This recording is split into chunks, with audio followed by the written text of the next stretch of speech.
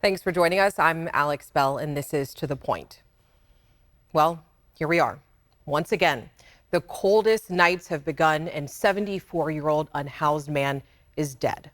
The Sacramento County Coroner's Office says his death is the first hypothermia death of the season. Morris Job froze to death just before Thanksgiving. And as a society, we do need to ask ourselves, are we okay with this? What are the county and cities doing? And what can we all do for the thousands of people who continue to remain on the streets? Becca Hobegger has tonight's main point. Back in January of 2021, you may recall several people experiencing homelessness died during an intense winter storm, prompting this outcry from Mayor Darrell Steinberg. There's a huge storm out here. People are going to die tonight.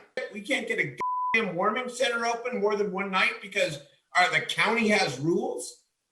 I'm sick of this. Steinberg referring to Sacramento County's threshold at the time for opening overnight shelters, needing to see overnight temperatures at 32 degrees or colder for at least 3 days. At the time of the storm, those emergency shelters were not open. So later that year, ahead of another big storm, Sacramento opened the lobby of its city hall for the first time ever as a temporary overnight shelter. We spoke with city council member Katie Valenzuela that day. And this is a shift in practice, both due to community outcry and due to what we saw last winter. We know that this is necessary to keep people safe. She wants to see City Hall opened again, something she asked city leaders to do at last week's council meeting. I'd like to request that we consider opening City Hall lobby just for the next few days because I am very worried about the rain and cold, and we've done that previously and it seemed to have worked well. But City Hall's lobby remains closed overnight. A city spokesperson tells us the city is continuing to monitor the National Weather Service's forecast and will extend and expand warming center operations as needed. Currently, the city has 2 overnight cold weather shelters open since November 28th and scheduled to remain open until at least December 8th. One is the Outreach and Engagement Center at 3615 Auburn Boulevard. The other is the North 5th Street shelter at 700 North 5th Street. Between the two, there are 70 beds, and the city says they have not hit capacity in the week they've been open.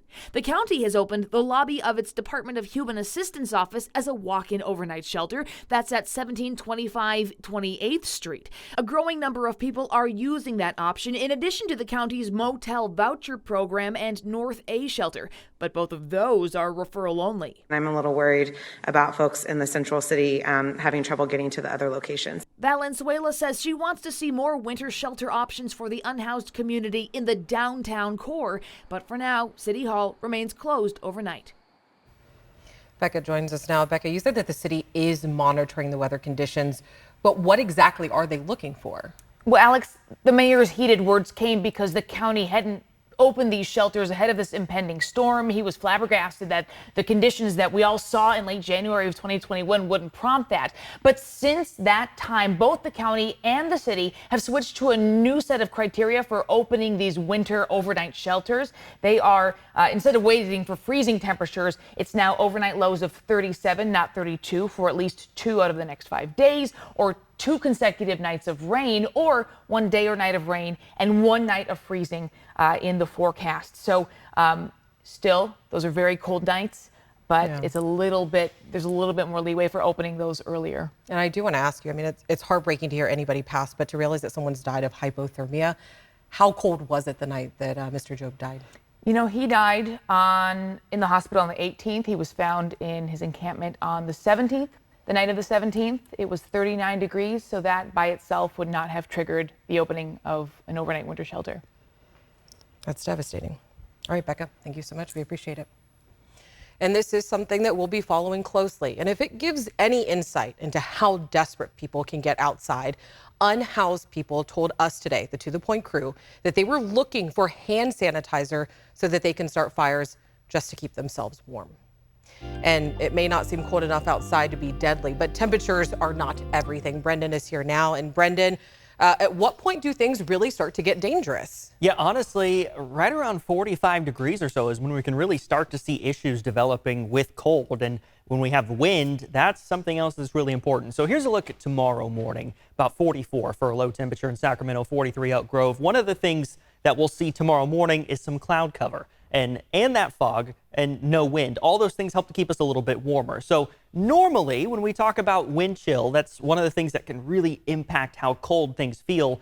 Our bodies, you know this. We lose heat by just standing around, right? That's why we get cold in the wintertime, because that heat gets really radiated out into the cold air. So with no wind, however, we kind of keep a little bit of a bubble of heat around us. So if it's 20 degrees outside with no wind, feels like 20, then that's what that is. But when there's wind, it destroys that bubble of air around you and pushes that warmer air away. So now you're exposed to those cold temperatures plus the wind. Now you're shivering more, and it could feel like 4 degrees or so, depending on the wind speed. So even when it's 40 degrees with very light wind, it can feel like 36 out there, and that's enough to develop frostbite in 30 minutes, and hypothermia can set in sometime after that. So you don't want to be exposed very long. And I know over the next week or so, a lot of our lows are going to be in those middle to upper 30s, even some low 40s. So not super cold, but still cold enough to cause issues, Alex. All right, Brendan, thank you. And now through February are the peak months for house fires caused by people who are just trying to heat their homes. So take a look at these. These are some of the conditions that local firefighters are dealing with. Sacramento Fire Department has responded to 850 home fires so far just this year. And out of those, 6 were deadly, but they can be prevented. Fire officials say that you should keep anything that can burn at least 3 feet away from things like space heaters. And also make sure that you are checking your smoke detectors. Rare that we see a fire fatality when there's a working smoke detector in the house. Make sure you check your smoke detectors, make sure they're working properly and you know how they work. And what's more, the U.S. Consumer Product Safety Commission released this report last year saying racial disparities exist in home fire deaths and injuries nationwide. Americans have the highest rate of fire deaths and injuries, nearly twice the overall rate for fire deaths and more than twice the overall rate for fire injuries.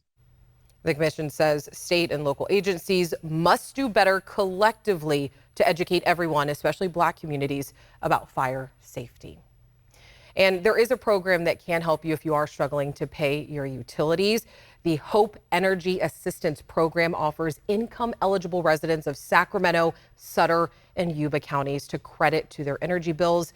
It's available to PG&E and SMUD customers, as well as those who heat their home with wood, propane, or oil that is purchased from a vendor. So some good information there. All right, Governor Newsom's special session on big oil companies began today, and there were minutes worth of progress. We'll fill you in after the break. Okay, today began the start of Governor Newsom's special session to punish oil companies for high gas prices. And today's extraordinary session lasted a whopping 3 minutes. So we sped up the whole 3 minutes for you as we go ahead and break down exactly what happened. So take a look at this. Most of the special session was used to expedite leadership elections. Votes that would have happened tomorrow happened within the 3-minute long session. The Assembly Speaker and Speaker Designate were declared along with non-member officers. And the first order of business was to hear from the governor about oil companies. And this is the entirety of that motion. Members, Governor Newsom has issued a proclamation to convene the legislature in extraordinary session. The clerk will read the proclamation from the governor. The proclamation is deemed read and will be printed in the journal. Not much new in that proclamation. The governor wants to penalize gas companies when they make over a certain profit and send that money into a fund to go back to Californians. And what's still to be determined, what the max profit for an oil company is, how much the penalty could be, and when would it go into effect. So basically, this discussion will really start on January 4th when the regular session does. And something important to note, the governor's bill will not be in the form of a tax like he originally wanted. This will be a penalty which only takes a simple majority to pass. All right, after the break, I'm going to introduce you to a couple of incredible women right here in our area, and they make sure that no one is alone in their final moments. All right, it's the story we've been talking about. Another round of snow and rain across the region. Some steady snow on Highway 50 at Echo Summit earlier today, and same story over on Highway 267 at Brockway. That ground is completely covered. Take a look at that. And then let's take a look at the view in Stockton earlier today. Some rain bringing along some hail for the ride. There's plenty more where that came from too. Brendan, It's not over. We're not done yet. Yeah, it's not over yet. Both the mountains and the valley saw some white stuff today, but different types of white stuff. Well, as we look at the last 6 hours from radar satellite, you can see the random flashes of lightning here as we had some very weak thunderstorms moving through the valley, even into the foothills.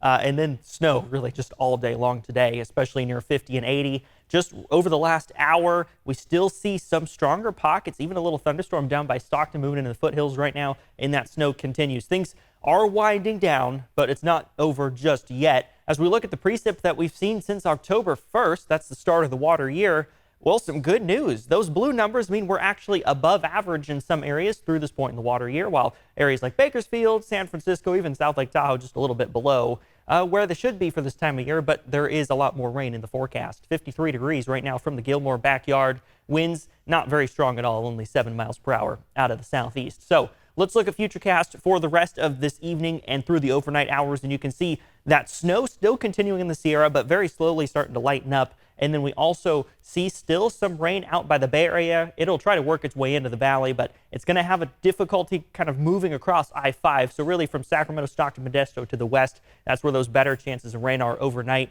By the time we get to your Monday morning commute, really only the Bay Area still seeing some rain drying out by the time we get to Tuesday afternoon. But again, not done yet. It is not the last storm. We've got another storm arrives Thursday, and really will just bring rain and snow pretty much from late Thursday evening, early Friday, all the way through to Sunday. So here's a look at your next 10 days. So even though we're going to dry out for the next couple, Alex, there's still a lot of rain icons left there.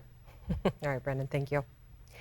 Today is International Volunteer Day, and I wanted to just take a second to recognize some very special people in our community. The two women that you're about to meet both work at Woodland Memorial Hospital and stay by the side of patients and families during some of their most difficult times. Mother Teresa, and she says many times, no one should die alone. Each human should die with the sight of a loving face. Okay, my favorite scripture is Philippians 4:8, that whatever is lovely, whatever is pure, whatever is admirable, think of these things and meditate on these things. That is a scripture that I would read sometimes to the patient. I'm the head of the chairperson for the NODA, which is No One Dies Alone program. So tell me a little bit about NODA. How did this program come about? We're about compassion and empathy, and our focus is on the comfort of the patients. When a patient has been informed that they have more than likely less than a week to live, most of the time it is 1 day to 3 days, then the chaplain contacts me, and we have started this network of 10 core volunteers who come and serve 2-hour shifts with the patient. We hold their hand, we talk to them as if they can hear every word, and many times they can. I get to serve people. I love people, all walks of life, all types of people. We are all so flawed, but yet so beautiful. Just being a chaplain, I get to be there for them in the times that things are not going well, and especially a hospital. No one wants to be in a hospital. For a lot of people, you know, unless you're typically in a hospital setting, a lot of people aren't meeting chaplains. Can you explain your primary role when you're in a hospital setting? My primary role when I go in to see a patient is number one, for support. Some patients do not have a family or do not have anyone there for them at that time. As a chaplain, I have spent hours in a room with someone who's dying. Because in a hospital bed, your mind could play tricks on you because it's just you laying in that bed, doing nothing and just wondering about what's gonna happen to me.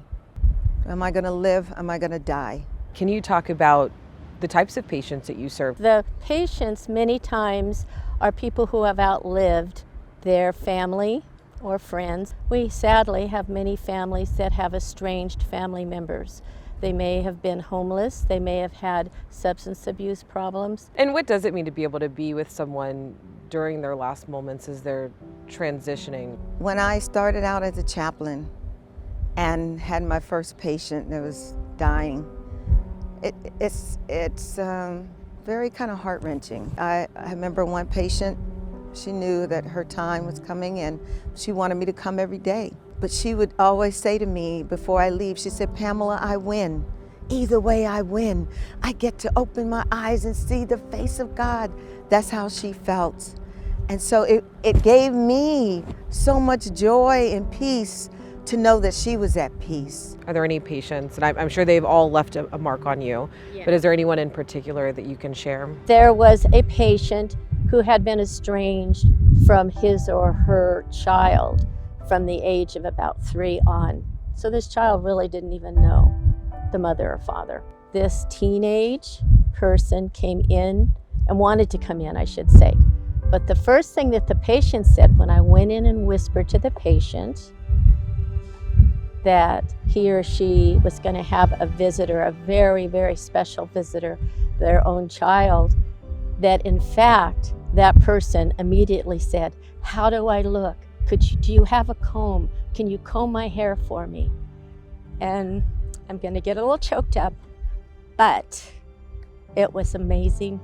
Because I think a lot of us in our lifetimes have family members or friends we've had to separate ourselves from. So when I see people being able to patch things up at the end of their life, I mean, there's no other way to say it. It's beautiful. It is truly beautiful. I think everybody has a journey, and this has been mine. I love to serve. And Carol has been volunteering at this same hospital since she was 22 years old. She is now 75. So if you are interested in volunteering at the Woodland Memorial Hospital, just contact the administration office for more details. We'll be back after this. You've seen some familiar homes if you have been watching the Great Christmas Light Fight right here on ABC 10. And tonight's show is featuring yet another California home, and this one looks good enough to eat. So Mark S. Allen is joining us from Sassoon City with the taste. Yeah, you guys, through the years, I've seen a lot of these. I've never seen one as spectacular as this. V&A's Gingy House. Who's V? Who's A? You're going to meet him right now. I'm Aaron. I'm Vince. And welcome to the Gingy House. That's the Sinsel family. Vince and Aaron have been married since 2015 and doing the Gingy House for about as long. Last night, the mayor of Sassoon City came by to check out the new Great Christmas Light Fight stars. It's amazing to see all the lights and all the work come to life with not only the music, the lights, but even it smells like peppermint here. She's right. It does smell like peppermint everywhere near this house. It produces it, along with its own snow. All right, so you've been doing this for many, many years. In your wildest dreams, did you think you'd be catapulted to ABC television, a global broadcast? Absolutely not. No way. We're like low level, like not even would be considered to be anywhere near that. We're actually very simple people. Yeah. It's amazing. And now that it's going to be globally televised, that line's going to be just a little bit longer. Are you ready for that? We got to be. Well, we do our best. We have a lot of volunteers that help out. 100 years from now and beyond, there will be families that look through their, albeit digital scrapbook, and they're going to see generations of their family in front of that door. Oh my God, it feels amazing knowing that this is going to, go down in history for family. One of our older traditions that we love hearing about is the 2 candles that adorn the gingerbread house door. Those actually been in my family for about 70 years now. And so now I didn't even think about it that we have the digital media, and for the rest of the future, they're still going to be existing forever and ever. Here we go, guys. Ready? Ready? 3, 2, 1. Long before they appeared on ABC television's Great Christmas Light Fight, there was a line wrapped around the block. They've got a reservation system I'm going to lead you to. Want to know more about it and how it makes the world a better place? Follow me on Facebook. It's Mark S. Allen Show. Happy holidays, and back to you. Love all the Christmas lights. I'm so excited. All right, you can catch the Gingy House and more on Great Christmas Light Fight tonight at 8 p.m. right here on ABC 10. And there's also still time to donate to ABC's 10 Stand Against Hunger campaign. It is your chance to make a difference in the lives of more than 1 million people who don't know where their next meal is coming from. So this is all you have to do. The campaign runs right now through December 18th, and you just need to text the word hunger to 916-321-3310. And we'll send all the details that you need to know. And because of your generosity already, we've raised $142,000 for local food banks to help keep people fed for the holidays. So just want to say thank you so much for keeping the spirit of giving alive through all of these tough times. We really do appreciate it. And before we go, I do want to take another look at the 10-day forecast because, as we know, the cold is upon us, but we should be dry and clear for the next couple of days. And you see some rain coming back in the forecast. All right, that's our show for tonight. Thank you so much for joining us. Please reach out to me and the team. We love to hear from you. We'll see you tomorrow night.